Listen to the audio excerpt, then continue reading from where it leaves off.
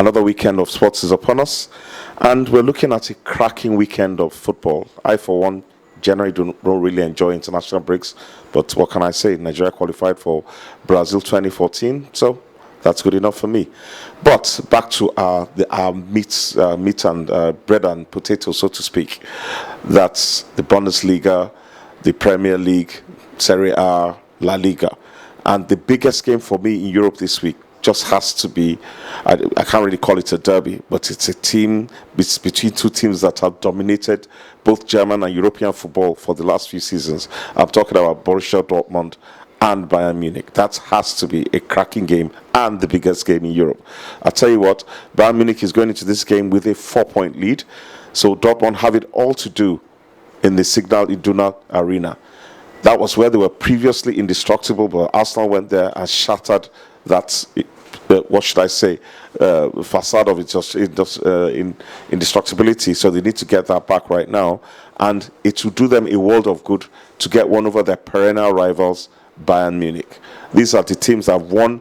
They shared the Bundesliga shield between them over the last 4 seasons, and both of them were finalists in the Champions League. It's going to be a very, very tough game. One thing I'm sure of is that there will definitely be goals in this game.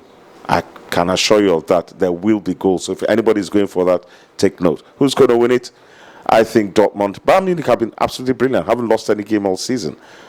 Drop points only once. But I tell you what, I feel that Dortmund will be up for this game, and they know that if they don't get the full 3 points, the Bundesliga must start getting away with them from them as early as November.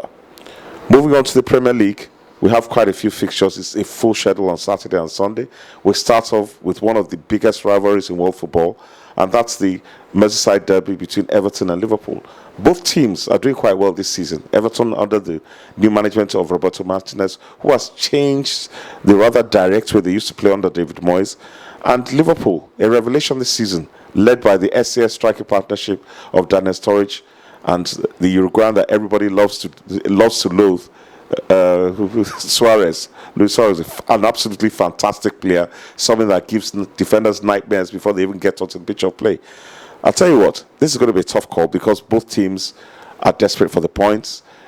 The teams, no matter where they are on the table, it's a tie that generally doesn't go to form. It can happen. Most times, the last few have been very, very tight affairs, and generally have been decided on an error from either the player or an officiating mistake. But this, I think there'll be goals. It's going to be very tight, but I think the away side may just have a little bit more, may just shade it in this particular encounter. Moving on, we're looking at Arsenal and Southampton. Arsenal, who have been very, very well. I would have actually called them the team of the season, but they're up against, in my opinion, what is the team of the season? Southampton, who are sitting third on the log, having only conceded 5 goals all season. And absolutely brilliant that their coach Pochettino has wrought wonders with this side. He's managed to blend journeyman players with young starlets from their wonderful academy, which is actually based on Barcelona's academy, and they're playing very, very well. A very, very tough side to beat. They score goals. They have decent players. They got 3 players that played for England during the week: Adam Lallana, Jay Rodriguez, and Adam Lambert. And for a team like Southampton to have 3 players in the England setup and a couple of players in the 20 setup shows they're going places. Arsenal, to the hiccup at Old Trafford in the last week of their last time out, have done pretty well themselves. They won a 15 unbeaten streak in the league, and they had not lost any game since their opening defeat to Aston Villa at the Emirates. So I know that they want to bounce back. I think they would have really wanted an easier tie. I see goals in this game as well. It's going to be a tight game. I don't see it as too many goals being scored, but I think Arsenal just may be able to shade it based on the fact that their needs might just be more than that of Southampton. Moving on from there, we have Fulham FC versus Swansea City. Now, these are 2 teams that have basically been in a different form. Fulham have just made what I think it's a bold maneuver of recruiting the Dutchman Redden Millerstein, who is world-renowned as one of the best head coaches in the Premier League and in world football. He did wonders with Manchester United in his 2 tenures as head of the first team coach under the legendary Sir Alex Ferguson, and teaming up with Mathieu, his Dutch compatriot, might just be the tonic that Fulham needs to get them out of the rut they're in. Michael Laudrup, in his own case, is doing quite well. They're doing well in Europe. They would have qualified for the knockout stage for conceding a last-minute goal to Russian opposition, but their league form has been iffy. But they're still a very, very decent side who espouse the principles of the game and play it the way it should be played. That's going to be a tight game. I might just see an away victory there. We now have Hull City versus Crystal Palace. For this has home win written all over it. Both sides were in the championship last week, but Hull City has adapted under Steve Bruce, has adapted much better to Crystal Palace, who are still looking for a new manager than to the Premiership than Crystal Palace has. Hull City has done much better. They've adapted much better than Crystal Palace, and I do think that Hull City should be able to take all 3 points. Newcastle United, what can I say about Newcastle United? Beating Chelsea and Spurs back-to-back, 2-0 at St James's Park, and holding on for a magnificent 1-0 win away at White Hart Lane, where their keeper, Tim Krul, the young Dutch international, made a record 14 saves, the highest in the Premiership this season, over Norwich, who did well to bounce back from some reverses along the way by who beat West Ham 3-1 in their last game. So I think it's going to be a tough game, but I think Newcastle at St James's Park are currently on a very rich wave of form and should be able to do the business over Norwich. Stoke City versus Sunderland.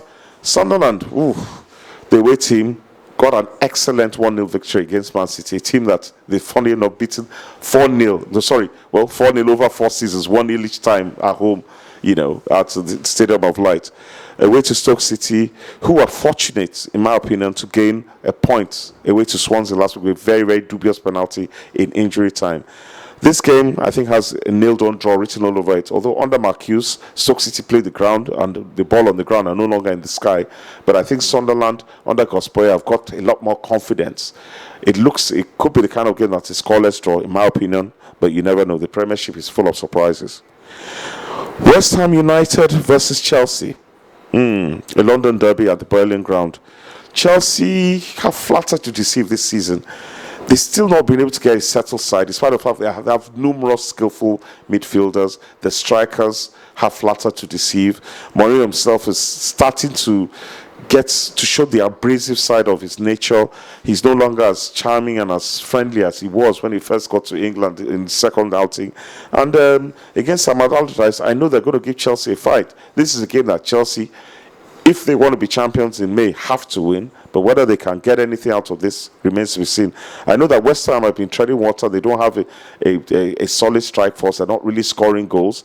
They themselves got a decent result at Spurs the other time, but whether they'll be able to get anything out of it, Chelsea side, who are desperate for points, remains to be seen. Manchester City versus Tottenham Hotspur on Sunday. Now, this is going to be a fantastic game. Manchester City is almost impregnable at the Etihad.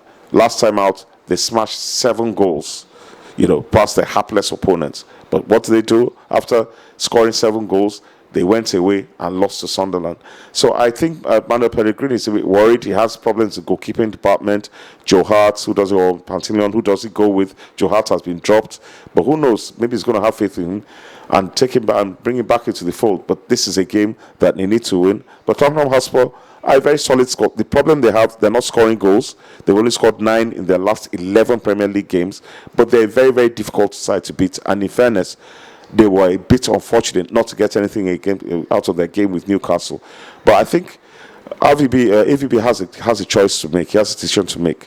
Soldado, for me, is not doing it in Spurs. I don't know why he keeps this young lad on the bench, the British young man that comes at the highest goal scorer in Europe. But I tell you what, Soldado, for me, has only scored 4 goals in Tottenham colours.